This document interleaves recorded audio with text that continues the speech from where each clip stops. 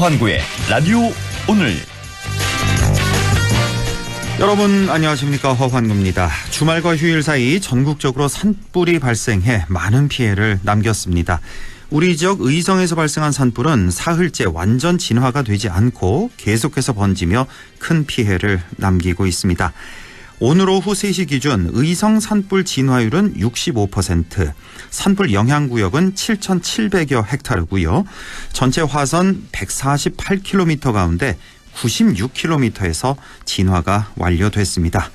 의성군 안평면과 안계면 등의 진화 헬기 수십 대와 산불 특수진화대 등 인력 2,700여 명, 진화 장비 400여 대가 동원돼 주불 진화 작업을 벌이고 있습니다. 하지만 바람이 워낙 강해서 진화 작업에 상당한 애를 먹고 있습니다. 의성 산불 원인으로는 성묘객에 의한 실화인 것으로 알려지고 있는데요. 건조한 날씨가 계속되고 있습니다. 산불 발생에 주의해야겠습니다. 안동문화 방송 라디오 오늘 광고 듣고 시작합니다. 말이 돼? 원리금 보장에 만기 보유식 가상금리, 복리이자, 분리과세까지. 이게 말이? 됩니다. 그것도 5년 만에 됩니다. 개인 투자용 국채 5년물 출시. 연간 구매 한도 2억까지. 미래에셋증권에서 매월 자동 청약하세요. 원금손실률, 투자 전 상품 설명서 및 여건 필독. 네, 3월 24일 월요일 라디오 오늘입니다.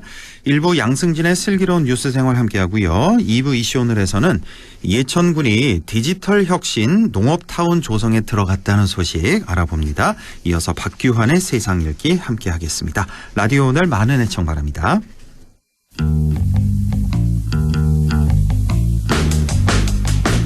네, 양승진의 슬기로운 뉴스 생활 시작합니다. 지난 주말이었죠. 의성군 안평면 괴산리 야산을 시작으로 해서 전국 30여 곳에서 동시다발적인 산불이 발생했습니다. 의성 산불은 지금도 진화 작업 중이고요. 또 같은 날 경남 산청에서 발생한 산불로 진화대원과 공무원 등 4명이 숨지기도 했습니다. 매년 봄이면 반복되는 산불, 경각심을 갖고 예방 위해서 노력을 하고 있음에도 이 야속한 산불 계속되고 있는데요. 오늘은 산불 관련 소식 집중적으로 좀 알아보겠습니다. 자, 매일신문 양승진 기자 연결되어 있습니다. 안녕하십니까? 네, 안녕하세요. 네, 자, 일단은 그 의성 산불 현장 얘기부터 좀 해보죠. 현장에 직접 나가보셨죠? 양 기자께서. 예, 언제 나가보셨나요?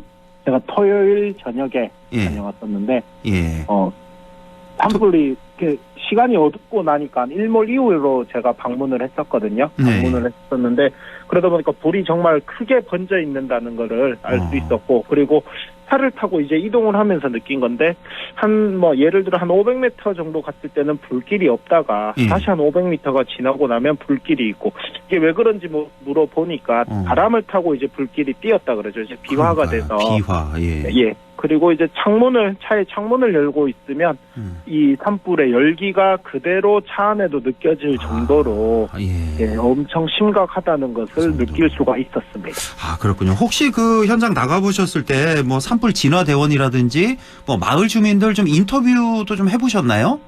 예, 그때 이야기를 들어보는 걸로는, 이분들도 이제, 산불을 한 번에 다 진화를 할 수 있는 게 사실상 아니잖아요. 이제 물리적인 면적도 너무 계속 확산이 되고 있다 보니까 사실상 조금 안타까운 이야기지만 일부는 살도록 내버려둘 수밖에 없다. 그리고 주불 진화 작업에 집중할 수밖에 없다. 이런 말씀도 많이 들었고요. 그리고 이제 이쪽에 이제 안평면이라든가 이런 곳들이 상대적으로 이제 어르신들이 많이 거주하시는 지역이잖아요. 그러다 보니까 근데 이분들도 이제 주로 하시는 말씀이 80평생을 살면서 처음 본 산불이었다. 그리고 대피를 어떻게 해야 될지 이런 부분들에 있어서도 이제 물론 지자체에서 안내도 하고 이랬지만 당장에 이제 집 앞에 불길이 다가오고 있는 상황이다 보니까 주민들도 상당히 불안에 떨고 있는 모습이었다. 이렇게 기억이 됩니다. 아, 그렇군요. 그러니까 주말 내내 여기 지금 안동에서도 그 연기가 계속 매캐한 연기가 계속했거든요. 그 안동이 그 정도니 의성은 어느 정도일지 알 것 같고 오늘 오후 속보 들어온 거 보니까 지금 안동 쪽으로 기란 쪽으로도 불길이 많이 번지고 있다는 그런 소식이 있던데. 아마 기란 쪽으로 번졌던 걸로 알고 있습니다. 참, 큰일입니다. 그리고 현장 취재 나갔다 아까 기자 얘기를 좀 물어봤는데 지금 아무래도 산불 진화 같은 경우는 헬기를 주로 이제 이용해서 꺼야 되니까 헬기가 상당히 중요한데 예. 바람이 또 그렇게 심해서 헬기 운행도 상당히 위험한 상태고 그렇다고 하더라고요. 예. 이게 바람도 바람인데 예.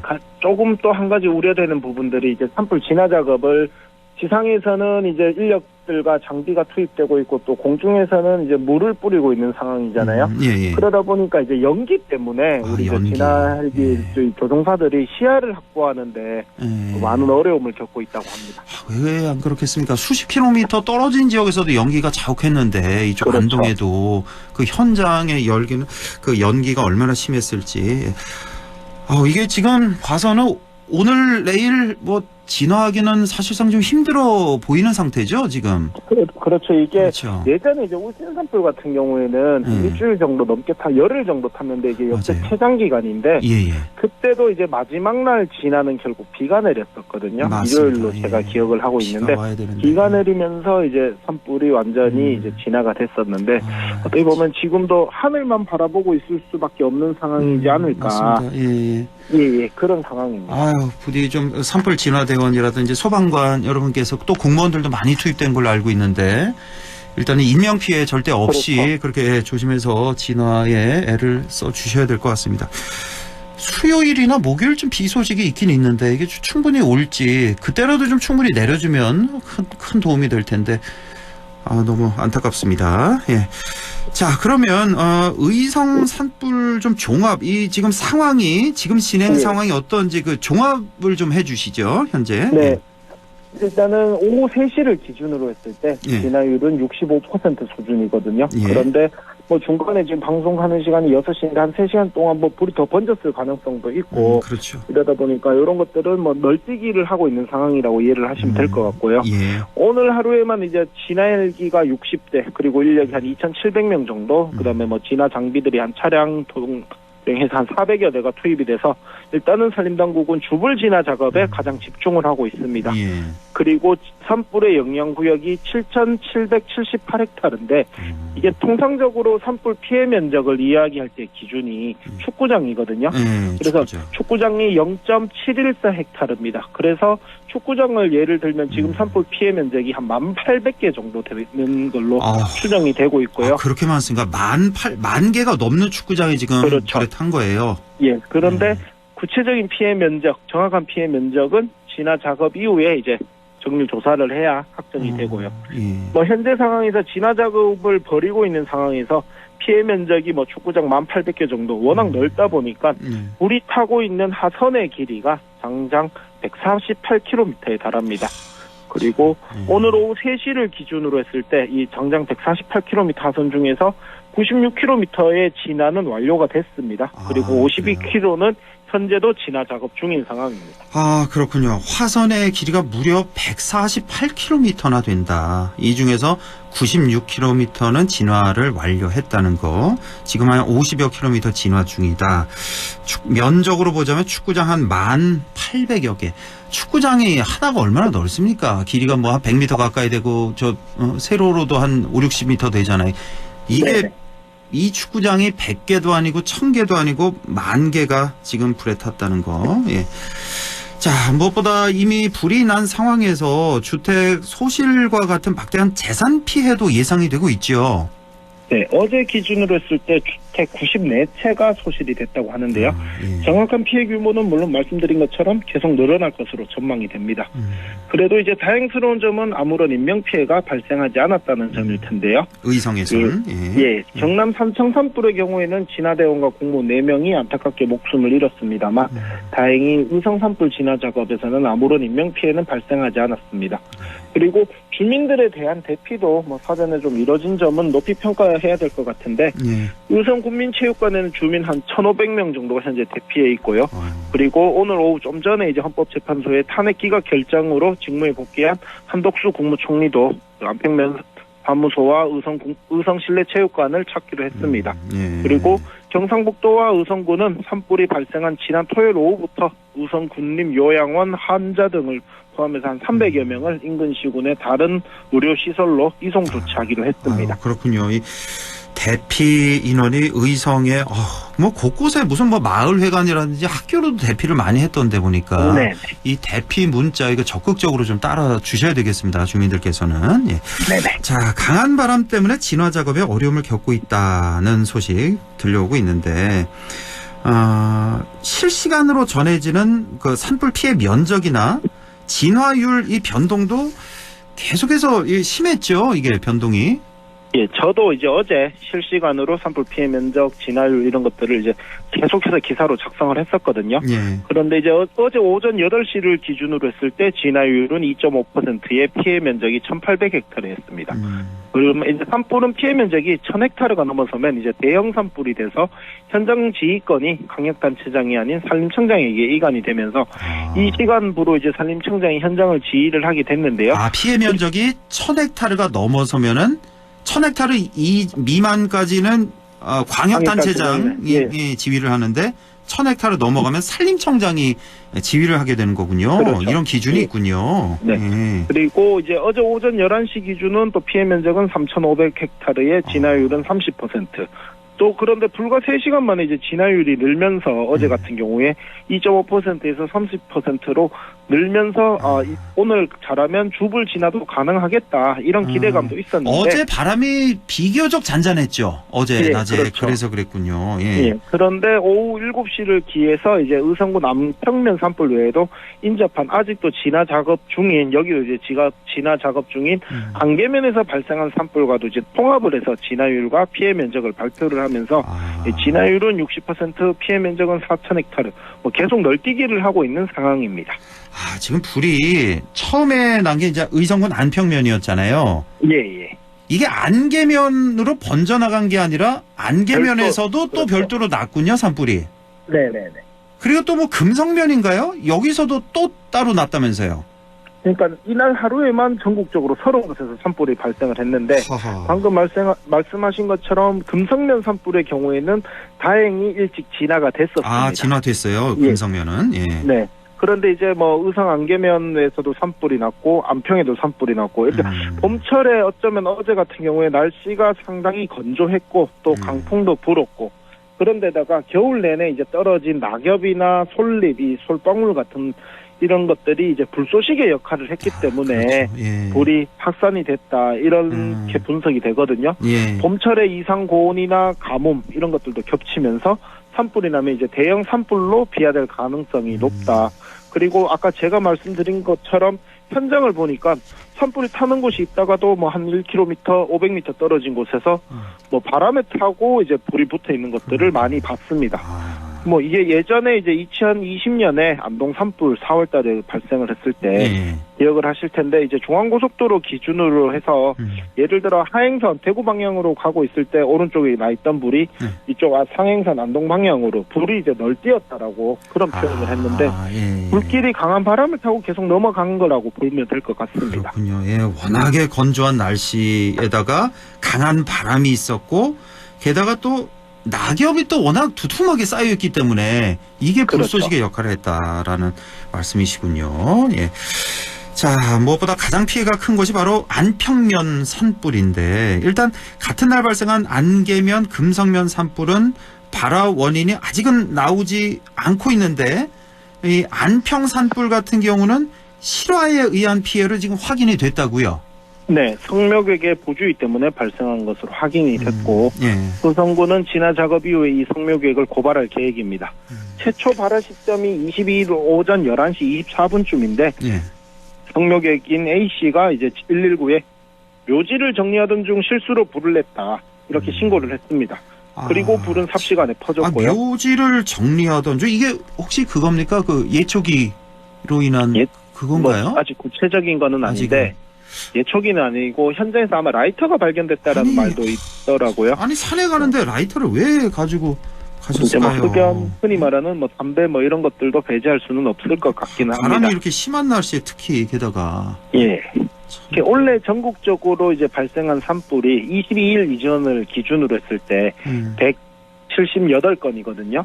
그 중에는 기타 및 원인 미상의 산불이 절반이 넘는 한 98건 정도로 가장 많았고, 그다음 뭐 쓰레기 소각, 건축 문화재 19건, 농산물 농산 부산물 소각 18건, 입산자 실화 13건 뭐 이런 순으로 나타났습니다. 예, 근데 산불의 경우에는 산림이라는 특성상 CCTV가 없는 경우가 많고요. 그러다 보니까 정확한 발화 원인을 파악하는 게 쉽지가 않습니다. 예. 실제로 이제 역대 최장 산불로 기록됐던 2022년 3월에 울진 산불 같은 경우에는 초기에는 최초 발화 시점 10분 전에 발화 지점을 통과한 차량에서 던진 담뱃불이 원인이다. 이렇게 지목이 됐었거든요. 예, 기억납니다. 예. 그런데 뭐 현장에 이제 담배꽁초를 찾지를 못하면서 정확한 발화 원인은 밝혀내지를 못했습니다. 아직 이 방화자를 못 찾은 거군요. 울진 산불. 그렇죠, 우리 저 화면으로 많이 봤었잖아요. 뉴스 화면에. 예, 그렇죠. 그렇군요. 뭐 현재 그래도 이제 의성군의 경우에는 이분이 이제 성묘객 이분이 이제 자진 신고를 했기 때문에 실화자로 이렇게 혐의를 일단 실화 혐의로 입건을 해둔 상태고요. 뭐 신원을 확보해둔 상태라서 진화 작업이 끝나는 대로 이제 의성군의 산림특별사법경찰관을 통해서 조사한 뒤에 고발 조치를 할 계획입니다. 그렇군요. 이제 이분 뭐 말씀만 들어봐서 뭐 조사를 해봐야 되겠지만 방화는 아닌 것 같아요. 일단은 뭐 실화자로 이렇게 생각이 좀 되는데, 자, 우리 실화자든 방화자든 어떤 처벌을 받게 되나요? 네, 산림보호법에는 타인 소유의 산림에 불을 지른 자는 5년 이상 또는 15년 이하의 징역에 처하도록 하고 있습니다. 그리고 자기 소유의 산림에 불을 지른 자는 1년 이상 10년 이하의 징역에 처하도록 명시를 하고 있는데요. 이거는 이제 방화 혐의자에 대해서 징역형을 이야기를 한 거고요.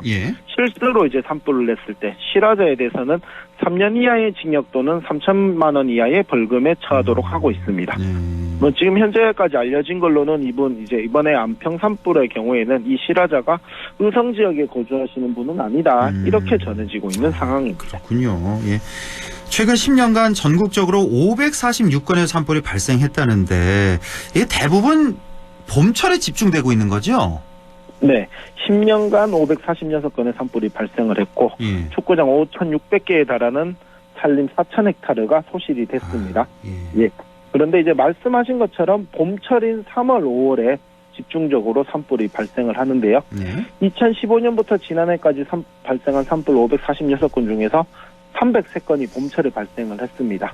경북에서는 전국에서 가장 많은 85.8건이 연평균 발생을 했고, 그래서 이제 2,107헥타르의 산림이 피해를 입었습니다.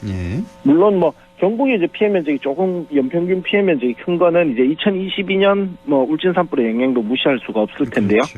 뭐 울진 산불은 그때 이제 강원도 강릉 삼척 동해까지 합쳤을 때 피해 면적이 한 22,000헥타르 정도가 넘었고 울진의 피해 면적은 17,900헥타르 정도에 달합니다. 그리고 잘 알고 있는 이제 안동 산불 2020년 4월에 발생을 했던 안동 산불은 1,944헥타르의 산림이 피해를 입었고요. 2022년 이후 지난해까지 3년간 경북에서 발생한 산불이 총 218건인데 이 중 3, 4월에만 69건이 발생하는 등 봄철에 대부분의 산불이 집중되고 있습니다. 그렇군요. 지난 안동 산불 그 기억에 생생하거든요. 그때 전체 피해 면적이 한 2,000헥타르 정도였군요. 근데 이번에 의성 산불이 전체가 얼마라고 하셨죠? 면적이? 이거는 근데 아직 피해 면적이 아니고 의성 산불 안에 있는 피해 영향구역이 한 7,900헥타르인데 뭐 더 늘어날 수도 있고 더 줄어들 수도 있는데 제가 봤을 때는 안동 산불보다는 이번 산불이 월등히 피해 면적이 크지 않을까. 그렇군요. 자, 이런 봄철 산불 가장 큰 원인은 말씀하신 것처럼 기후변화 때문이다라고 볼 수가 있겠네요. 매년 봄철에는 건조한 날씨, 강한 바람이 이어지면서 대형 산불 발생이 계속되고 있습니다. 강원도 동해안 지역에는 최대 초속이 이제 30m에 달하는 양간 지풍이라고 그러는 이 바람으로 인해서 대형 산불로 이어지고 있고요. 그 의성 안평 산불 경우에도 초속 5m, 10m에 달하는 강풍이 불었습니다. 그리고 그러다 보니까 최초 발화지인 안평면 계산리보다 10km 이상 떨어져 있는 의성읍 철파리 등으로 산불이 비화됐고 지금도 계속 비화되고 있는 상황이죠. 네. 그리고 수종 대부분이 산불에 취약한 이 침엽수라는 점도 가을 겨울들을 지나면서 산에 쌓인 낙엽들이 불쏘시개 역할을 하기 때문에 이런 점들도 조금 이 불을 키우는 원인이 되지 않았을까도 생각이 됩니다. 그래서 이제 경상북도가 안동 산불 그리고 울진 산불 이게 대형 산불을 거치면서 산림 수종 전환과 같은 사업들을 추진을 하고 있는데 당장의 가시적인 성과는 아직은 낮은 상태이고요. 예. 그리고 이러다 보니까 결국은 봄철에 산불을 예방하기 위해서는 입산 시에는 하기를 들고 가지 않고 또 산림인접지에서는 쓰레기라든가 부산물을 소각하지 않는 이런 안전 수칙을 준수하는 것이 가장 중요해 보입니다. 모쪼록 이제 아직 의성 산불도 진화 작업 중이고 전국적으로 계속 지난 주말에 발생했던 산불에 대한 진화 작업도 이어지고 있는 중에도 오늘도 이제 영주에서도 산불이 발생을 하기도 했었고요. 아, 영주에서도 났습니까? 네, 오늘 낮에 큰 산불은 크게 비화되고 이런 것들은 아니었었는데 어쨌든 이런 산불이 계속 이어지고 있는데 아무런 안전사고 없이 인명피해도 없이 신속하게 진화될 수 있기를 바라고요. 그리고 제대로 된 원인 규명도 반드시 이루어져서 이 실화든 방화든 합당한 처벌이나 책임이 질 수 있기를 그렇게 바랍니다. 알겠습니다. 오늘 산불 소식 종합해봤습니다. 매일신문 양승진 기자와 함께했습니다. 고맙습니다. 네, 감사합니다. 네, 라디오 오늘 2부에서 뵙겠습니다.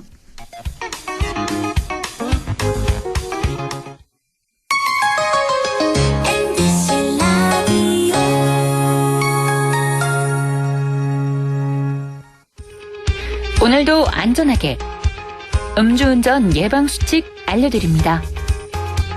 첫 번째, 술자리가 예정된 경우 미리 귀가 방법을 정하고 차는 가져가지 않는 것이 안전합니다. 두 번째, 음주 후 자전거나 전동 킥보드를 이용하는 것도 음주운전 처벌 대상에 포함됩니다. 세 번째, 과음을 한 다음 날에는 대중교통을 이용해주세요. 숙취 음주운전 역시 처벌 대상입니다. 네 번째, 음주운전을 방조하는 경우에도 3년 이하의 징역형 또는 1,000만 원 이하의 벌금형에 처해질 수 있습니다. 적극적으로 말려주세요. 위험한 음주운전 미리 예방하여 소중한 생명을 지켜주세요.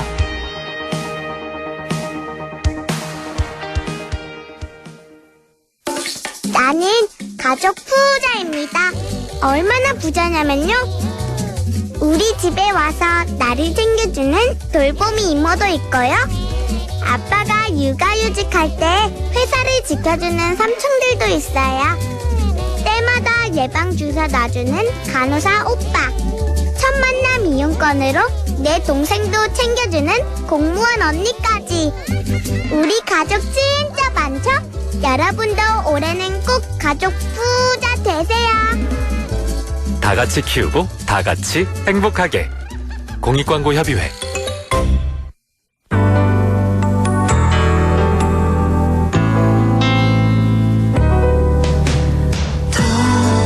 어렵던 날도 많았죠.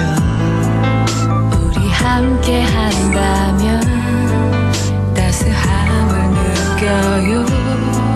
사랑이 있어요. 소중한 꿈을 이뤄봐요. 우리 함께 여기 있으니 감동과 사랑 있는 MBC 라디오 문화방송 100.1 MBC 라디오. 네, 6시 28분 45초 지나고 있네요. 이슈 오늘 시작합니다. 예천군이 올해 미래 첨단 농업의 거점 단지로 예천 디지털 혁신 농업타운을 조성합니다. 디지털 혁신 농업타운이 무엇인지, 조성 계획은 어떻게 되는지 예천군 농정과의 박진영 스마트 농업팀장을 연결해 보겠습니다. 박진영 팀장님, 안녕하십니까? 예, 안녕하십니까. 예천군 농정과 스마트 농업팀장 박진영입니다. 예, 수고 많으십니다. 자, 예. 올해 예천군에서 추진 중인 예천 디지털 혁신 농업타운에 대해서 소개를 좀 먼저 해 주시죠. 네, 예천군에서 추진 중인 예천 디지털 혁신 농업타운은 지보면 창리 이런 20헥타르 부지 내에 곤충 양장산업 거점단지, 인대형 수직농장, 지역특화 인대형 스마트팜을 조성할 예정이며 네. 농업 대전환 및 미래 첨단 농업의 거점 단지가 될 것입니다. 그러면 지보면에 들어서는군요. 예. 이렇게 디지털 혁신 농업타운의 3개 단지가 조성되는데 하나하나 좀 알아보겠습니다. 자, 예천이 곤충으로 유명한 만큼 첫 번째로 소개해 주신 곤충 양잠산업 거점 단지가 눈길을 끄는데 간략히 설명을 좀 해주신다면요. 네. 곤충 양잠산업 거점 단지는 전국 최초로 농림축산식품부 공모 사업에 선정되었으며 사업비는 200억 원으로 단지 내에는 혁신지원센터, 곤충 먹이 보급원 센터, 곤충 스마트 농장, 가공 지원센터가 조성될 예정입니다. 그렇군요. 단지 내 세부 시설은 어떤 게 있습니까? 예, 단지 내에서 건축될 혁신지원센터는 유통지원실, 교육전문실, 연구실 등이 들어갈 예정이며 예. 곤충 먹이원 보급센터는 곤충 먹이 사료를 생산하고 곤충 스마트 농장은 갈색 거저리, 인점박이 꽃무지를 생산하며 생산된 곤충 산물은 가공 지원센터에서 가공하고 제품화하여 유통할 예정입니다. 그렇군요. 그러면 앞으로 곤충 양잠 거점 단지가 하게 될 역할을 한마디로 말씀한다면요? 예. 기존 농가 중심형 산업 구조에서 벗어나 생산, 가공, 제품 개발, 유통을 전문기관과 전문기업이 맡는 새로운 플랫폼을 구축하여 지역 농가와 기업이 상생하는 미래형 곤충 산업 생태계를 조성해 나갈 계획입니다. 그렇군요. 기존의 농가 중심형에서 전문기관, 전문기업이 맡는 플랫폼을 구축하겠다라는 말씀이시고, 자, 예천이 또 곤충 도시인 만큼 이 사업이 성공적으로 추진되길 바라고요. 다음으로는 임대형 수직 농장이라고 하셨잖아요. 이건 어떤 사업입니까? 예, 임대형 수직 농장은 적은 건축 면적에 수직 공간을 활용하여 LED를 통한 엽채류 및 허브류를 생산하는 사업으로 외부 기후 환경 변화에 대응하고 적은 면적을 활용하여 최대 생산을 할 수 있어 신규 청년 창업농에 접근이 편리하도록 지원할 수 있는 사업입니다. 네. 사업비는 100억 원이고요. 청년농에 임대할 수 있는 생산동 3동과 교육 연구동 1동을 조성할 예정입니다. 그렇군요. 임대형 수직 농장은 교육 연구동에서 많은 역할을 할 것 같다고요? 네, 맞습니다. 교육연구동은 2가지 역할을 하게 되는데요. 예. 입주하는 청년 농업인에게 시설 시스템 운영, 환경 제어 등 생산 관리에 관한 교육의 역할과 자동화 수직 농장 모델 개발, 알기 등 새로운 작물 연구 개발 등 연구의 역할을 동시에 할 예정입니다. 예, 교육, 연구 활동 동시에 하겠다. 자, 마지막으로 지역 특화 임대형 스마트팜이 있다고 하셨는데요. 좀 더 설명해 주신다면요. 네, 임대형 스마트팜은 청년 농업인에게 스마트팜 진입 기회를 제공해서 영농 경험과 창업 초기 자본을 축적할 수 있도록 지원하는 사업입니다. 네. 사업비는 200억 원으로 2헥타르 스마트팜 2동을 건립할 예정입니다. 네. 자, 지역 특화 임대형 스마트팜 사업을 하는 듯 좀 어려운 점은 없었나요? 예, 조금 어려움이 있었습니다. 저희들이 22년부터 농림축산식품부 공모 사업에 도전했는데요. 3번 만에 도전 끝에 공모 사업에 선정되었습니다. 예. 어렵게 공모 사업에 선정된 만큼 성공적인 사업이 되도록 노력하겠습니다. 네. 청년 농업인에게 기회를 제공하신다고 했는데 어떻게 제공이 되는 겁니까? 예. 만 18세부터 만 60세 미만 청년 농업인에게 3명이 한 팀으로 총 8팀을 선발할 예정이며 예천에 주소를 두거나 이주 예정인 청년 농업인 중 스마트팜 창업 보육 사업 수료 예정자에게 우선 제공되며 기본 3년으로 임대하며 최대 6년까지 기회를 제공할 예정입니다. 그렇군요. 청년 농업인을 대상으로 만 18세에서 만 40세까지죠? 40세. 아까 60세라고 하신 것 같은데, 예, 만 18세에서 40세까지. 예. 3명이 한 팀이다. 그리고 기본 3년 임대하고 최대 6년까지도 기회를 제공하겠다라는 말씀이시고요. 자, 그러면 스마트팜에서 주로 어떤 농산물이 생산될 예정인지요? 네, 스마트팜은 총 8구획으로 구성되어 있고, 그중 9구획은 딸기를 생산할 예정이고, 나머지 6구획은 토마토를 생산할 예정입니다. 아울러 토마토는 오이나 파프리카 등 범용이 가능하므로 향후에는 생산 작목을 다변화할 예정입니다. 모두 8구획이 있는데 2구획은 딸기, 6구획은 토마토. 이렇게. 자, 그러면 한 구획당 생산 면적은 어느 정도나 되나요?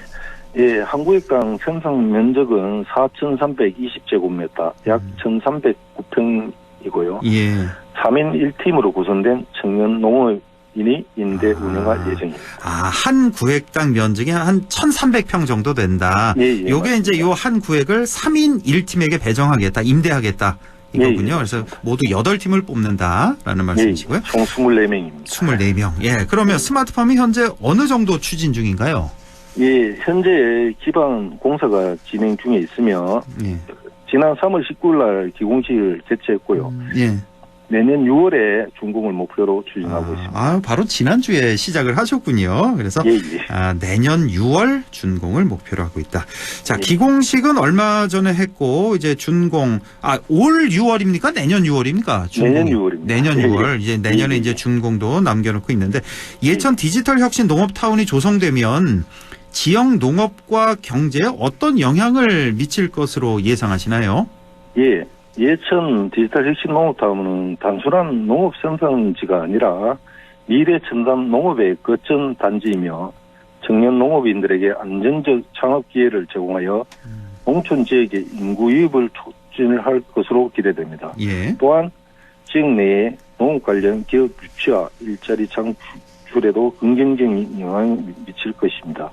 나아가 예천 농업의 선도적인 역할을 기대합니다. 자, 예천 디지털 혁신 농업타운이 앞으로 전국적인 농업 모델로 자리 잡을 가능성이 큰데요. 자, 마지막으로 군민들에게 전하고 싶은 말씀이 있다면요. 예천 디지털 혁신 농업타운은 미래 농업의 새로운 기준을 제시하는 사업으로 이를 위해서는 청년 농업인뿐만 아니라 지역 주민, 기업, 그리고 행정이 함께 협력해야 합니다. 지역 농가와 상생 모델을 구축하고 새로운 농업 기술을 적극적으로 받아들여 예천을 미래 농업 중심지로 성장시켜 나가도록 노력하겠습니다. 많은 관심과 응원 부탁드립니다. 네, 알겠습니다. 오늘 좋은 말씀, 도움 말씀 잘 들었습니다. 예천군 농정과 박진영 스마트 농업 팀장과 함께했습니다. 팀장님 고맙습니다. 예, 감사합니다.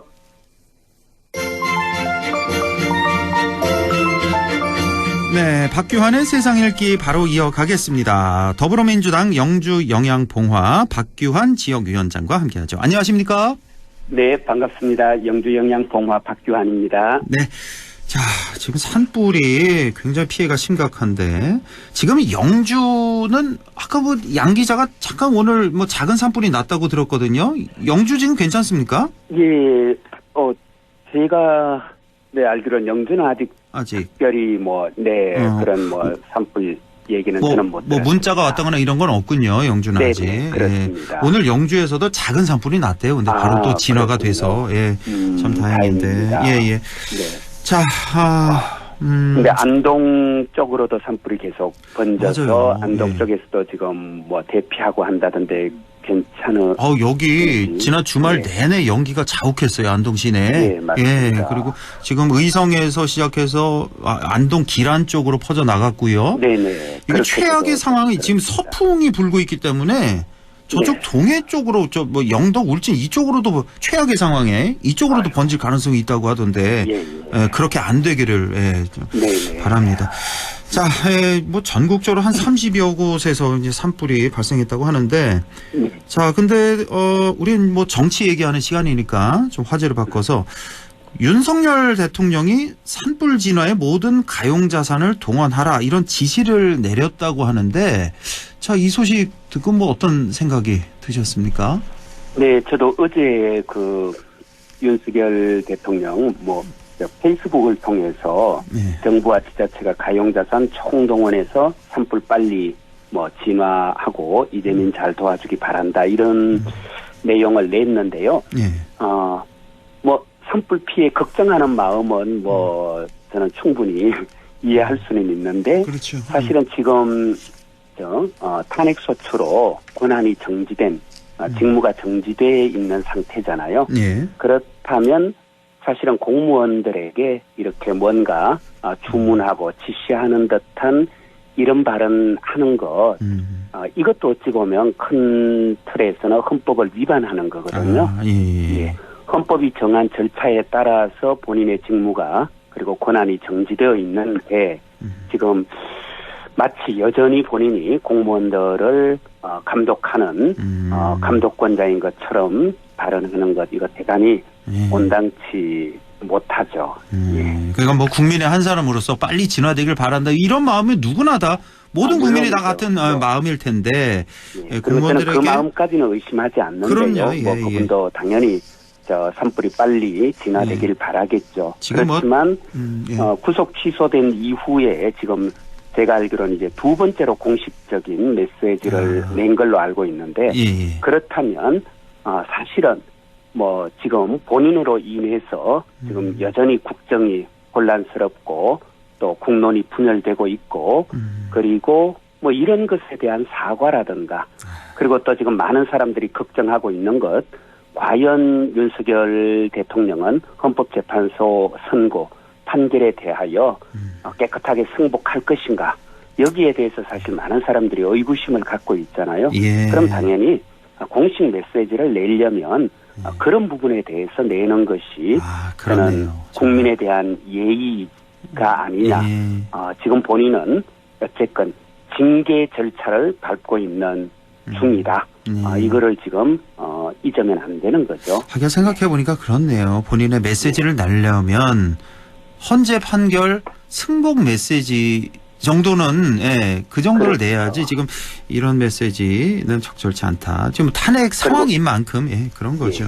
그리고 저는요 이런 태도가 글쎄 제가 법조인이 아니어서 저는 정확하게는 제가 주장하기는 그런데 그리고 이분이 역시 검찰 출신답게요 빨리 진화하고 이재민들을 잘 도와주기 바란다 살짝 끝을 뭉갰어요. 그러니까 이게 지시를 하게 되면 산불을 빨리 진화하고 이재민들을 잘 도와주어라 해버리면 직권남용이라든가 혹은 또 직권도 인정이 안 된다면 이게 사실은 공무원 자격 사칭 범죄 이런 것에 해당할 소지가 있기 때문에 그냥 바란다라는 이런 쪽으로 표현을 돌린 것 같은데요.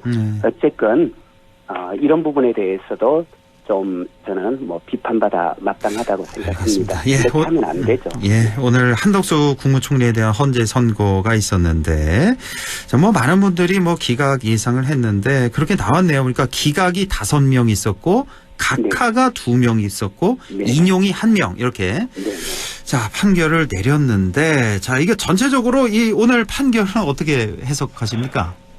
저로서는 솔직히 이 판결이 좀 많이 아쉽습니다. 왜냐하면은 저는 헌법재판소도 헌법수호에 책무가 있는 것이고요. 그리고 대통령 권한 대행도 헌법을 지켜야 될, 수호해야 될 책무가 있는 것이잖아요. 그러면 저는 한덕수 총리가 사실 내란으로 인해서 국가적인 혼란 상황이었고요. 그런 상황에서 모든 정치 세력이 그야말로 수용하면서 공통으로 근거할 수 있는 유일한 규범이 사실 헌법이죠. 그렇다면 이 헌법을 제대로 나는 지키겠다. 이제 이런 확고한 태도를 보여줘야 국민 통합이라든가 또 여타 여야를 망라해서 난국을 수습할 수 있는데 이분이 아시다시피 헌법재판관 임명 이걸 거부했지 않습니까? 세 사람 국회가 선출한 헌법재판관 임명. 그리고 당시로서는요. 헌법재판소가 6인 체제였기 때문에 헌법재판소의 어떤 헌법적 정당성 자체가 심각하게 사실은 훼손되어 있는 상황이었단 말이에요. 그런데도 헌법을 지켜야 될 그런 본인의 책무를 다하지 않은 건데 저는 그 기각에 참여하셨던 5분 중에 4분 그리고 또 이제 인용 의견을 내신 1분 헌법재판관 5분은 분명히 이제 헌법과 법률을 위반했다라는 데까지는 이제 공감대가 형성이 됐는데 뭐 이게 파면할 정도로 중대하지는 않다. 4분은 그렇게 보신 거더라고요. 그렇죠. 그래서 저는 그런 점은 좀 많이 이제 아쉽다. 헌법재판관들의 그런 판단이 아쉽고요. 그러나 또 하나 문제는 그 비상계엄 선포 이 과정에 어떤 절차적 정당성을 부여하기 위해서 한덕수 총리가 국무회의를 소집했다든가 이런 거 어떻게 보면 내란에 협조했다 이런 취지였는데요. 거기에 대해서는 증거 자료가 없다. 이런 쪽으로 해서 이제 기각을 했단 말이에요. 근데 그 증거 자료 수사 자료 같은 걸 검찰이 다 가지고 있는데도 불구하고 이제 제출하지 않은 건데 저는 이런 부분에 대해서 헌법재판소가 좀 더 적극적으로 뭐 좀 개입해서 저는 그 한덕수 총리의 그 내란 과정에서의 어떤 협력이나 방조 뭐 이런 부분에 대해서도 좀 더 심리를 했더라면 좋지 않았을까라는 아쉬움도 좀 있습니다. 뭐 전체적으로 좀 아쉽게 느끼셨는데 또 한편으로 또 희망적으로 보는 분들이 뭐냐면은 여기 보면 각하가 2명이고 나머지는 이제 인용 기각인데 자 인용 기각이 6명 나왔다는 거. 그렇죠. 이거는 그만큼 이번 사건 심각하게 또 아주 중요하게 보고 있다. 그래서 윤 대통령 탄핵 심판의 결론을 좀 유추해 보자면 이 6명은 윤 대통령 탄핵 인용 쪽 아니냐. 그래서 최소 6명은 확보한 거 아니냐. 이렇게 또 해석하는 분들도 있더라고요. 또 전문가들 얘기를 저도 보니까. 그 적어도 6분은 어떤 절차적인 문제 제기를 저쪽에서 지금 많이 하고 있잖아요. 윤석열 그 피청구인 쪽도 그렇고 한덕수 총리 쪽도 그랬는데 그런 어떤 절차적인 문제 제기를 배척했다는 점 저도 그래서 더 이상 아마 한덕수 총리 쪽이 사실은 뭐 각하가 아니면요. 윤석열 대통령 쪽 같은 경우는 정말 각하 나올 가능성은 거의 없다고 봐야죠. 그래서 적어도 이제 법리적으로 그러니까 사실관계와 법리를 갖고 본안을 이제 심리하고 판단하겠구나. 그리고 그렇게 법리적으로 접근하는 이상은 진행자님 말씀하셨듯이 저도 뭐 적어도 한 6분 정도는 이미 이렇게 결론은 내리고 있는 게 아닐까. 근데 다만 이제 뭐 어떤 내부적인 사정으로 지금 선고는 지연되고 있지만 그런 점은 저도 좀 희망을 보긴 했습니다. 그러니까 이번에 보면은 그 윤 대통령의 탄핵 그 쟁점 5가지 다들 아마 기억하실 텐데 그중 어느 하나 빠질 수가 없거든요. 그러니까 5개 모두 다 아주 심각한 헌법 위반, 법률 위반으로 다 보여지기 때문에 그러니까 윤 대통령 탄핵 심판에서는 기각은 거의 불가능하다. 기각이 나오긴 힘들다. 그러니까 인용 아니면 각하인데 이번에 한 총리의 헌재 선고에서 각하가 2명 나왔으니까 윤 대통령은 2명보다는 덜 나오지 않겠냐. 그래서 최소한 6명 이상은 확보한 거 아니야. 이렇게 해석이 가능하다는 말씀이시네요. 모든 법조인들이 거의 일치되게 하시는 말씀이 이거는 기각 판결문은 쓸 수가 없다. 쓸 수가 없다. 도저히 쓸 수가 없다. 그래서 차라리 각하는 말 그대로 각하기 때문에 어떤 절차적 문제를 제기해서 각하하면은 몰라도 기각은 그러니까 아마 쓰기 어려울 거다 하는데 일단 각하는 이번에 이 뭐 상황을 봤을 때 좀 배제된 게 아닌가. 그렇다면 결국은 뭐 인용할 수밖에 없지 않을까 이런 생각은 저도 좀 해봤습니다. 뭐 기각이 불가능하다라는 건 이제 국민의힘 측에서도 이제 그렇게 느끼는 건지 이제 어느 순간부터 이제 기각을 주장하는 것보다는 각하를 계속해서 주장을 해오고 있다는 것만 봐도 알 수 있겠고요. 자, 지금 윤 대통령 선고가 지금 계속 늦어지고 있어요. 이제 탄핵 소추된 지 오늘이 딱 100일째거든요. 그렇죠. 계속 이렇게 늦어지고 뭐 정말 온 국민들이 기다리다가 지금 지친 상태인데 이거 왜 이렇게 늦어지고 있는지, 또 선고는 그러면 과연 이번 주 내에는 될 수 있을지 우리 저 위원장님은 어떻게 판단하고 계세요? 그러니까 이게 정말 뭐 저는 사실 지난주까지는 되지 않을까.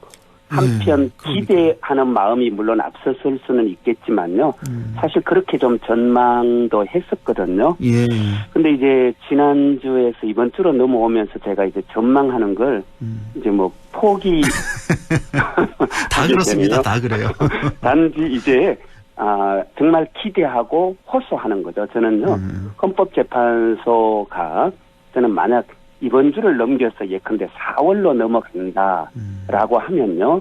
저는 설령 헌법재판소가 그 사이에 심사숙고해서 아무리 훌륭한 그런 내용의 어떤 결정을 내린다 할지라도요. 그 과정과 절차도 그에 못지않게 중요한 거잖아요. 네. 추기경님께서 그런 말씀도 하셨던데, 이렇게 계속 지연된 정의, 그리고 절차가 자꾸 지연되고 하면요, 이거는 정의롭지 못한 거죠. 그래서 저는, 헌법재판소가 정말, 빨리, 언젠가도 제가 이런 표현을 썼었는데요, 정말 밤을 새워서라도 결론을 내야죠. 예. 지금 국민들이 얼마나 힘들어 합니까? 맞습니다. 예. 정말 저는 뭐 밤을 새워서라도, 정말 이번 주 안에는 저는 정말 결론을 좀 내려주시길, 그것이 국민을 통합하는 길이고 이렇게 소모적으로 국력을 낭비하지 않는 길인데 정말 솔직히 잘 모르겠네요. 이번 주 안에 좀 걱정스럽긴 합니다. 왜냐하면 지금 전망 중에 하나가 왜 이재명 대표의 2심 선고 2심 재판과 이게 연계하는 게 아니냐라는 의심들을 저는 설마 그러지 않을 거다. 저는 헌법재판관들의 양식을 사실은 좀 믿었거든요. 그런데 이점 와서 보니까 어쩌면 진짜로 이재명 대표의 그 2심과 연계하는 게 아닐까. 그럼 이건 정말 설마. 엄청난 정치적 행위거든요. 이러면 안 되는 거거든요. 자존심이 상하는 행위입니다. 헌재가 그런 판단을 만약에 했다면은. 어떻게 보면 하급심이잖아요. 헌재와 비교한다 보면 헌재는 최종심, 종국심을 하는 것이고. 그런데 그 법원의 2심 판결과 연계하고, 그리고 또 어떻게 보면은 이제 정치 일정에, 대선 일정에 사실은 개입하는 것이거든요. 그래서 이거는 정말 온당치 못한 행위인데 저는 또 그렇게 만약에 그런 의도로 선거 일정이 지연됐다면 사실은 이재명 대표 그 2심 판결 난 그 다음 날 바로 하지는 않을 것 같고 그러면 다음 주로 넘어갈 것 같다라는 생각이 들어서 제가 조금 사실은 걱정스럽습니다. 참 정말 이건 말이 안 되는 것 같습니다. 지금 우리 국민들 지난 12.3 계엄 이후에 지금 넉 달 가까이 지금 주말도 없고 퇴근도 없어요. 퇴근 이후에 바로 또 집회들도 많이 하시고 온 국민들 막 검색해보고 일상이 다 파괴됐어요. 다 파괴됐고요. 그리고 경제가 또 지금 어떻습니까? 그렇죠. 힘들죠. 지금 외교 외교 특히 지금 트럼프 행정부 2기가 출범했는데 지금 최상목 대행 트럼프 대통령과 통화하겠다 했는데 끝내 통화도 한번 못했지 않습니까? 지금 민감 국가로 지정됐는데 지정됐다는 사실조차 모르고 있고 정말 심각하잖아요. 그런데 이 모든 혼란을 사실은 빨리 바로잡고 국정 안정시킬 수 있는 길은 헌법재판소가 빨리 사실은 탄핵 결정을 내려주는 것. 여기서 모든 게 시작되는데 알겠습니다. 좀 너무 한가지게 저는 좀 솔직히 저분들이 좀 즐기나 진짜 이런 상상까지 할 만큼 이해가 안 됩니다. 이건 지금 너무 지연되고 있어요. 알겠습니다. 오늘 말씀 여기까지 듣겠습니다. 더불어민주당 영주 영양봉화 박규환 지역위원장이었습니다. 고맙습니다. 네, 고맙습니다.